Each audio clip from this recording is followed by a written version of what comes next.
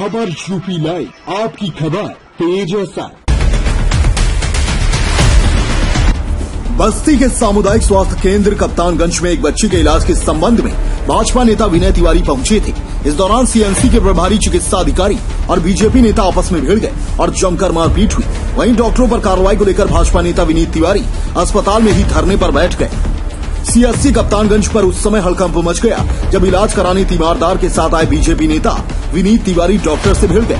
Doctor के लोगों ने बीजेपी नेता विनीत तिवारी की जमकर धुनाई कर दी। दोनों के बीच में जमकर धक्का मुक्की भी हुई। सामुदायिक स्वास्थ्य केंद्र कप्तानगंज में एक बच्ची के इलाज के संबंध में सामुदायिक स्वास्थ्य केंद्र के प्रभारी चिकित्सा अधिकारी से भाजपा नेता विनय तिवारी मिलने पहुंचे थे। इस दौरान प्रभारी चिकित्सा अधिकारी डॉक्टर विनोद कुमार और भाजपा नेता विनय तिवारी के बीच में किसी बात को लेकर के बातचीत हो रही थी।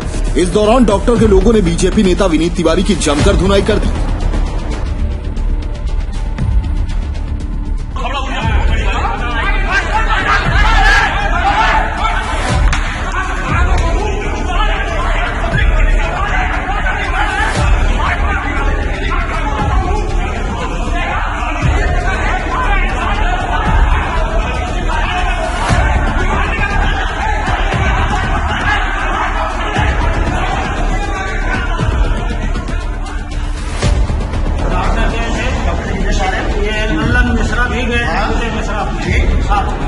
वहाँ डॉक्टर हमसे जो है उनका सीधा बात कर रहे थे। बोले आप जो है ये लड़की को नहीं आता है, इसका आँख जो है पलटी होता है, उसके साथ ऐसा कोई लक्षण नहीं है।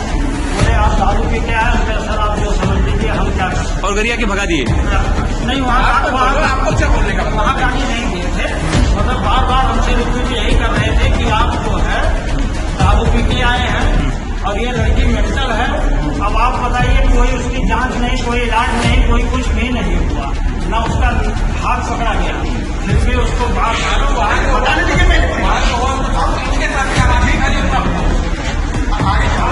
उसके बाद में फिर लेके आए। बोले सोम को चलना है, उसके बाद इस बच्ची का इंतजार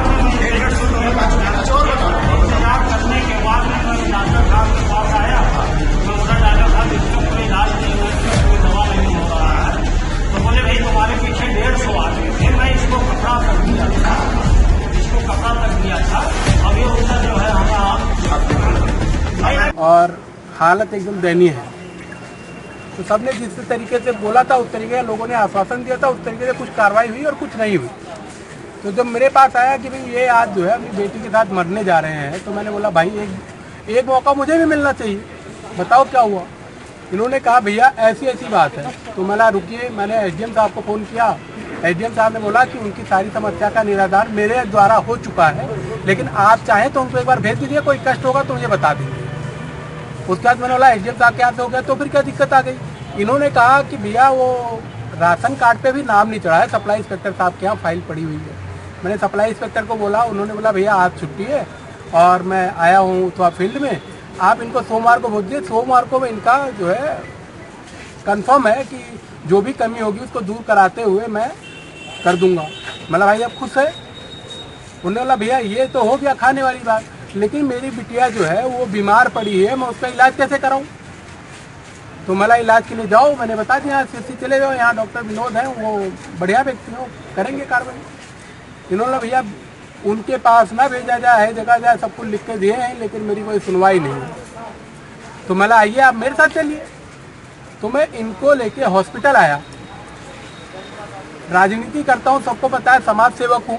बहुत सारे लोग दुश्मन भी हैं, कुछ लोग सामने पक्ष के दुश्मन है, कुछ लोग छुपे हुए दुश्मन भी होते हैं। मैं यहाँ आया, मेरे साथ मैं था, ये मेरा एक सहयोगी लड़का है तरुण, ये था और ये थे। हम लोग यहाँ अंदर आए, मैं इनको लेके हॉस्पिटल के अंदर गया और मुझे पता ही नहीं कि मेरे ऊपर जानलेवा हमला कैसे हो गया। मैंने आज से पहले यहाँ के जो प्रधान है कि वो चौधरी साहब, उनका मैंने क्या बिगाड़ा है। असलहों के 7 लोग आके यहाँ मुझे घेर लिए, मुझे मारने। कितने लोग थे? कम से कम 12 लोग थे। तो क्या बवाल हुआ सर, केवल कौन लोग थे? आज 10:30 के करीब में 2-3 लोग यहाँ पे आए, ओपीडी में सीधे घुस के मुझसे बदतमीजी से पेश आए। साथ में यहाँ तक कि जो है बोले कि अभी यहीं पे तुम्हें जो है पकड़ के तोड़ दूंगा, तुम जानते नहीं हो, मैंने कहा महोदय मैं आपको जानता नहीं हूँ, हाँ ये बात जरूर है, लेकिन आप अपनी समस्या परेशानी बताएं। कहा मेरे बारे में तुम्हें पता नहीं है क्या अभी तो।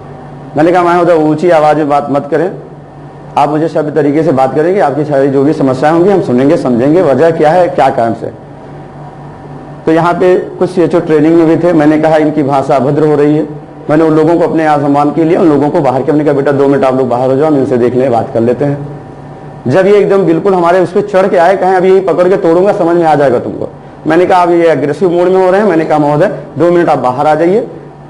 मैं ओपीडी से बाहर निकला। मैंने कहा यहाँ कम से कम मैं सुरक्षित रहूंगा, यहाँ मेरे पेशेंट जो भी लोग हैं, मरीज हैं यहाँ पे लोग। इतने में मैं एसओ साहब को भी फोन कर दिया, मैंने एसडीएम साहब को भी फोन कर दिया कि महोदय इस तरीके से यहाँ आके लोग, कुछ लोग बवाल कर रहे हैं। कौन लोग थे, क्या नाम जानते हैं? नाम जो मैंने सुना है, जानता तो नहीं हूं। 1 2 3 लोग थे, एक लाल शर्ट पहने हुए थे, एक काला शर्ट पहने हुए थे। विनीत तिवारी लोग बता रहे थे कि ऐसा है, विनीत तिवारी है। कौन है ये विनीत तिवारी? अब ये चीज तो हम नहीं कह सकते हैं वो कौन है, लेकिन वो कह रहे हैं कि मुझे तुम जान जाओगे मैं कौन हूं।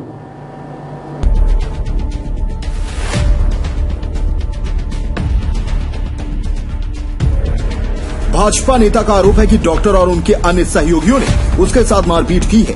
सूचना पर प्रशिक्षु एसडीएम विनय सिंह व थानाध्यक्ष कप्तानगंज सहित भारी पुलिस फोर्स मौके पर पहुंचा और मामले को शांत कराया।